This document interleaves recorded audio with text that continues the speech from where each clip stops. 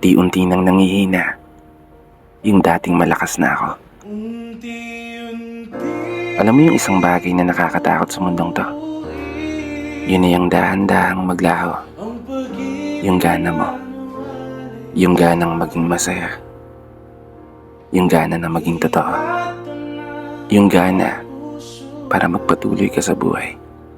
Sa kabila ng samot-saring mga pagsubok na ibinibigay sa'yo ng mundo. Gana na nagsisilbing gasolina para humakbang ang mga paa ng pasulong at nang makausad palayo.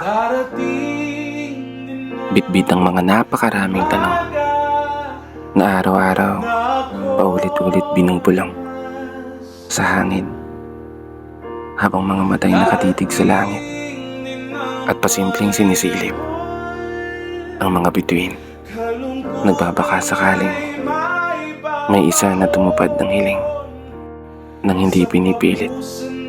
Bituin na maghahatid ng realidad sa panaginip.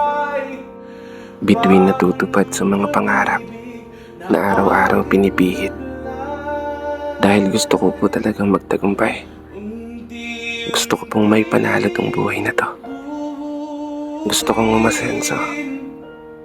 At gusto kong mabago ang kapalaran na meron ako. Hindi lang para sa sarili kong mga pangarap, kundi para rin sa mga pangarap ng mga taong pinakamamahal ko. Mga taong naniniwala at umasa sa akin. Mga taong dahilan bakit patuloy kong kakayanin magpatuloy sa buhay na to. Ano mang bigat ng mga pagsubok ang ibigay mo. Pero tanging hiling ko lang, huwag niyo po sanang hayaang mawala ang gana ko. Yung ganang maging masaya. Yung ganang maging totoo.